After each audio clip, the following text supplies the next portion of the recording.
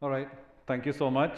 And on this track of sustainability, perhaps the last panel, I hope your stomachs will sustain till we break for lunch. So we'll get there soon. All right. Um, so the four of us on stage here are practitioners, right? Interdisciplinary practitioners, actually implementing, executing, designing solutions in this entire sustainability and climate tech area, right? And each one of us, as you could probably reach out offline during the lunch session. Each of us have sustainability woven into both our personal lives and now in our professional life, right? Now, a large part of deep tech, as we commonly call it, AI, ML, IoT, SaaS, etc., is woven on this stage. But apart from that, we also have varied expertise related to electric mobility, remote sensing, wastewater management and treatment, biotech, biomimicry, and so on, right? I mean, this is the work that Tarun, Alok, and Ravi are experts in, right? And the point here is that deep tech is so much more than just IT, right? There's deep tech in a variety of areas. When put together, where IT is an overarching umbrella as a tool, right, really enables us to make this transition towards a more sustainable future. So, so what we're going to do is, each of the panelists is going to share their use cases, that one single passionate use case on which they're working on, right, where they get up in the morning and rush off to work, right, and get into the meat of helping to bridge this sustainability gap that we face today, right, and how that's working well for them. So perhaps with that, I'll start with Ravi. If you could shed some light on what keeps you going every day in the morning, right, and how things are working. Thank you, Narayanan, and thank you, Nasscom, for this opportunity. We work in my company in electric mobility area, mainly around EV charging, not just in India, around 16, 17 countries around the world. As you know, I mean, I'm quite sure all of you know why we are all looking at EV as a means to look at climate tech, air pollution. 25% of all our pollution is air pollution, out of which 66% comes from vehicles on the road. That's a known given statistics. Given that EVs are one of the means to move towards a sustainable mobility, clean transportation, one of the means, of course, our energy mix is still not clean. So as we go towards it, there are many things which happen. I mean, usually our understanding is that I buy an EV and everything is fine. But EV actually means 4 different industries coming together.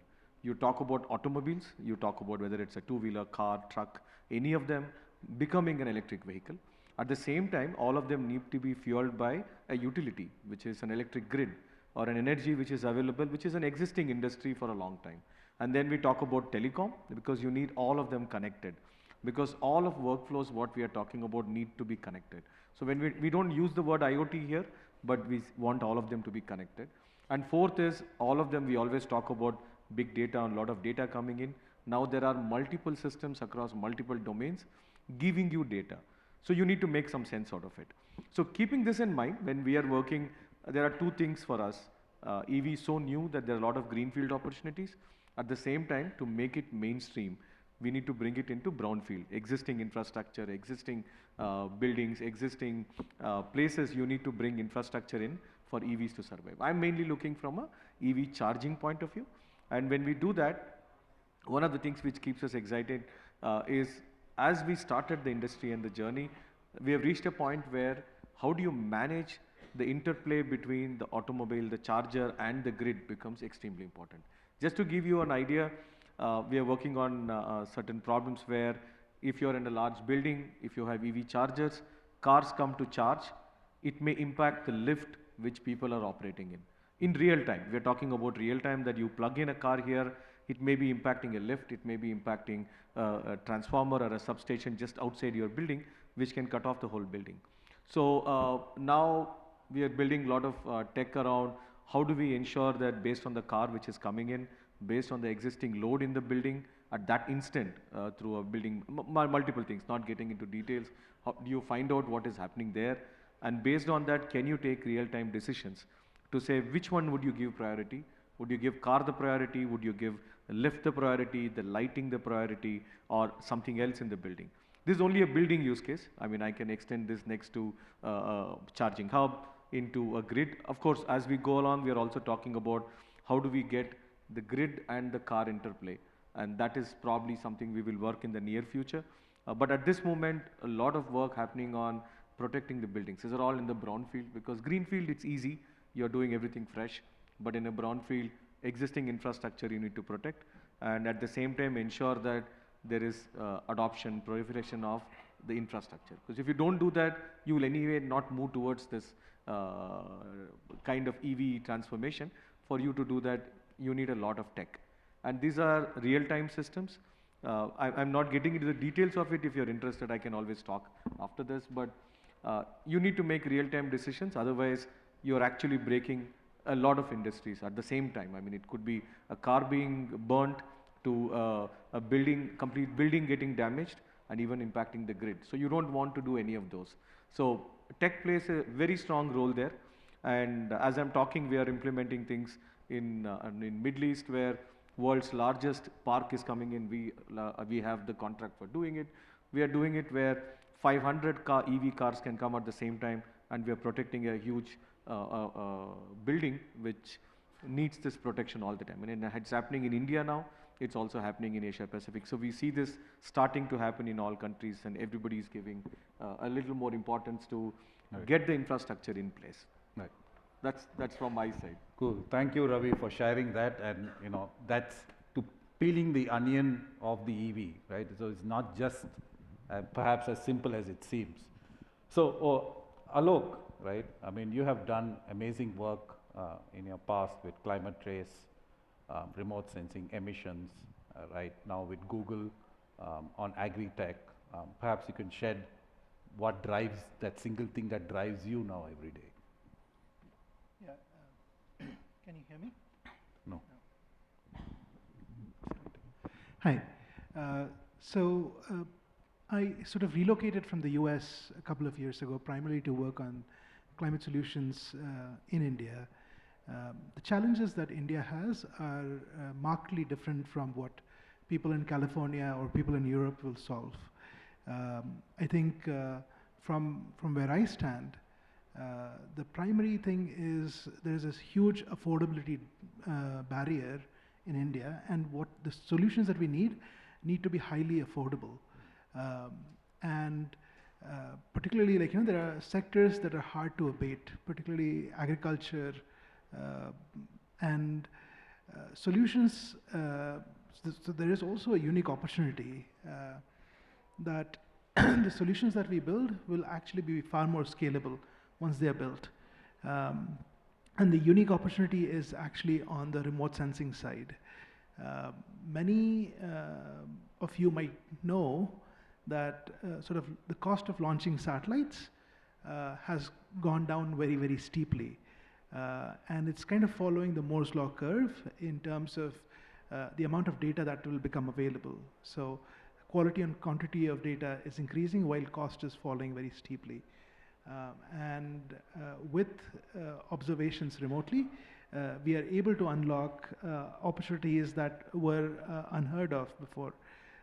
For example, in the agriculture work that we are doing, we are able to unblock sort of field level analytics. So most of policy in India around agriculture is very much at some administrative level, whether it is sort of district or sub-district level. But what we are able to do is identify individual fields and then provide analytics history of what has happened on the field. Also connect it with our sort of corpus of maps data and identify that what is the closest distance to the processing plant or the cold storage or cities and other infrastructure to really enable sort of digitization and effective sort of implementation of solutions and address food and water security very, very deeply. And all of this is going to be primarily be unblocked by sort of derived information from remote sensing without accessing any farmer's identifiable information. So yeah, I'll stop here. Okay, excellent. I mean, this is so critical as we look at solutions which are scalable, accessible and equitable, right, at scale, right, and this is a perfect example of that. So moving on to Tarun, right, so Tarun does amazing work in wastewater treatment, sewage management, wastewater treatment, right, and he's not from traditional deep tech, so, but the work that he does is equally, if not more important, deep tech in a different space. So I would love him to share his story, the work that he does, and how he sees the role of tech within what he does as well. Sure, yeah. Thanks for having me before the lunch. I think I was prepared for the one thing what drives me. Let me do that first. So one thing that drives me is I live far away, Whitefield, and just next to Vartur Lake. A lot of sewage comes in, and I don't know how many people are familiar. 400 million liters of sewage comes every single day, 400 mld every single day. And last week was bad. That's a major fish kill. There are thousands of tons of fishes dying, and everybody's taking pictures. And all the roadside vendors are selling fish fry. And it's like a mela. So sad, so scary. 2 years back, there's a fire, and 14 hours the lake burned. 14 hours. Can you believe a lake burning for 14 hours? We got the fire engine to, all the fire engine trained work. Then we got army came in, 5,000 Jawans came to job, and that's how we doused it. Sewage, so much sewage. Because unlike in Chennai, we have a Coom river where all the sewage goes there, or Bombay where in Mumbai where there's a sea, there's no outlet, it all goes here. And the question is why lake is burning, or why the fishes are dying. Let me take to what happening here. In this building, this hotel, the Taj Hotel, if you go to the basement, that's a big factory where the sewage is treated. So big factory, whatever you flush down, all goes down, is nicely treated down in a very closed, tight factory, and they do a great job in the bottom. Something like 100 HP motor is run 24 hours a day. 100 HP motors. So you can't run with solar. You have to have the power comes in. So 100 HP motor and multiple operators, 5-6 operators working 24/7. They treat the water, and good water is let out to the flush and also the outside area. Now there's a building opposite this. I don't name the building. They also have the same thing, but they don't have money to pump a 100 HP motor 20 hours a day. Right? They just switch it off. They just switch off the drain, and that comes to my lake. Straight comes to the Vartur Lake, because Vartur Lake is the bottom of all the lakes. It's all the sewage comes there. So this is a root issue. So we all nice people, but why we switching off? Because government says I can't do this. The government can treat for 4 million people in Bangalore. Now we are 12 million. So how will you do it? 12 million. Right? So they said, guys, you guys do it. And so sustainability, polluter pays. You have the job. Taj, you treat it, or your apartment, you treat it. So that's how. So when we looked at the solution, how did we solve it? The power is a huge issue. We don't have power. 100 HP motors running or 60 HP running 24 hours a day is not sustainable. You can't just tell people to treat sewage when you don't give a solution. So tech is broken. And when you looked at it, it's a 100-year-old tech. Technology is not improved last, I don't know how many water people are here, but last over 100 years. 100 years, the same old tech, which means you're blowing air through fecal matter. You put all the waste in a tank and you blow air, and that's how it works. And what we found is there's an organism called aerobic bacteria that works. Bacteria is all broken up bacteria, bugs. Aerobic bacteria is what breaks down and needs oxygen, you blow air. So we said, how did nature solve this? 4 billion plus years, that should be some other way around. We can't blow air like this. Then we found anaerobic bacteria is that works. So we thought we'll work on anaerobic bacteria. And not me, a lot of friends globally we worked on it. We found it works in a septic tank also does a lot of treatment to some level using anaerobic bacteria. It is there in cow stomach. So we started replicating a cow stomach. We called biomimicry, mimicking the real world, how nature treated. So we mimic the 4 chambers in a cow stomach, also the bacteria, and we got it all working. So we put bad water in, we got good water out without using any power or chemicals. And that's what we've done. and a lot of deep research only on bacteria, the one thing we're going on, and now we're working with IIT Jammu for getting a better bacteria, the deep research. And we treat over 2 billion liters of sewage reclaimed without using power or chemicals. All over India we have plants.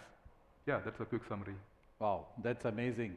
I mean, this goes around the theme of, as we are practitioners in our own fields, right? We all talk about practicing sustainability individually, developing technology for that. The interesting thing that we all need to keep in mind, and I'm sure with all the innovators in the crowd, in the audience as well, is that the deep tech that we use for developing sustainability, climate related solutions itself needs to be sustainable. Otherwise we are losing the plot, right? So while we talk extensively about tech, that itself needs to be sustainable in order for us to make this journey towards a more sustainable future. So I think we need that thought process, and his zero energy, almost zero energy, using natural processes is a fantastic example of that, right? So pivoting onto that theme around tech being sustainable itself, right? Perhaps I'll start back with you, Ravi, right? If you had to reimagine deep tech or the conversations around traditional deep tech today, right? How would you reimagine it based on perhaps some challenges that you see? Yeah. So I will stick to my domain, which is we are looking at e-mobility, electric mobility. Some of the things which I noticed, which is what I would really like to relook at it, is there is always a kind of an expectation that you're using something deep tech or something tech to solve a problem what is needed. But India, a lot of things what we see needs common sense to solve the problems on the ground. And many a times what we have noticed is a lot of companies, large, small, even us startups, we always approach it with something tech in mind and say we go and solve it. Just to give you an example, we had a lot of charging infrastructure in public spaces. Most of the time it failed. And most of this, this is the early stages when it was getting installed. And there was a lot of work happening to find out why they are failing in public roads. The easiest thing, simplest thing which nobody thought about was none of these chargers had a power backup. None of those manufacturers ever thought of a power backup, because in India when power goes, it's not about charger not able to give power. Charger needs something to communicate, to say that I cannot do this job. And this was a major issue for everybody, saying there is nothing on the road for me to charge, so EV had a problem. But the simplest thing was to just add a small UPS, not build another IoT layer. Somebody wanted to monitor how to monitor this. We were building a lot of tech around it, whereas the simple solution was add a small UPS for every charger, the problems were solved. It was done 3 years back. We don't see this problem anytime now. I think I just took an example of how a simple thing, commonsensical thing solves a lot of problems, then trying to build a very, very complicated solution to solve the same problem. There are many more examples, but I just took this because that's worked very well for us, what we have seen on the ground. Okay, excellent, thank you. Alok, anything that you would, based off your past, if you had to reimagine deep tech, apply to this, what would you? Yeah, so what I would say is there is a particular lack of skill in the developer community broadly around how to handle geospatial data. Yep. And I think once you get into it, you can actually be very transformative in the sort of impact that you can do through the sort of data sets that you have.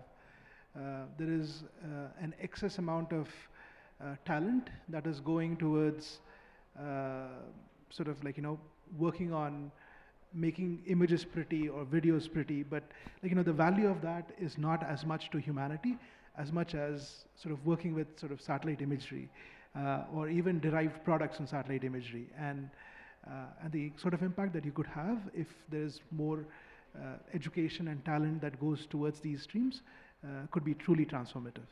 Excellent. So there's a good tip for a lot of folks: geospatial data, remote sensing analysis, developing expertise, because I vouch for that, it is transformative, right?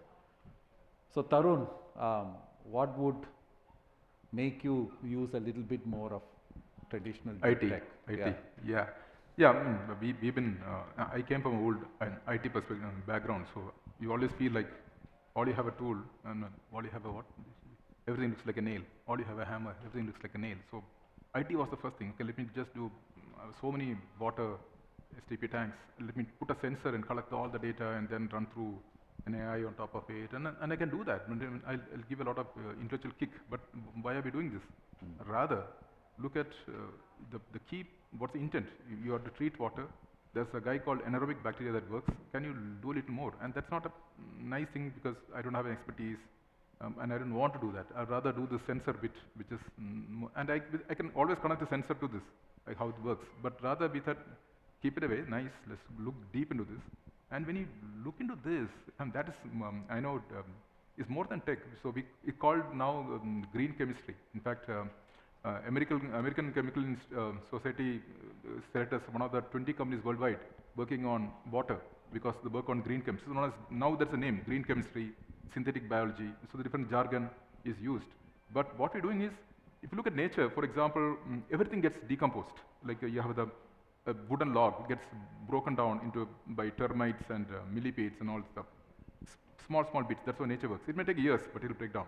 And when you come to the smallest bit, this anaerobic bacteria, again, there are 4 sets of bacteria that works. So there's some hydrolysis bacteria that are acetogenic, and methanogenic. 4 sets of bacteria work in unison. So we want to know how these 4 sets of bacteria does the job. This is how nature invented, right? How they work, how they do a handoff, and how do they break down together. And then there's a lot of science behind it, and there's a deep science. There's no tech involved. Tech, the classic tech, but a lot of science involved. In fact, right now we're working with IIT Jammu. We have come out with a new set of bacteria which can eat chemicals. So we call PEB, phenol-eating bacteria. Again, we do in lab, trial it out in the field, and come out. But a lot of tech around, but not the classic AI, ML kind of tech. Right. All right. So with that, I have the clock. We have run against the clock. So thank you, and thank all the panelists for their presence. And any questions, we'll please take it offline in the interest of time. So please reach out to them during the lunch hour.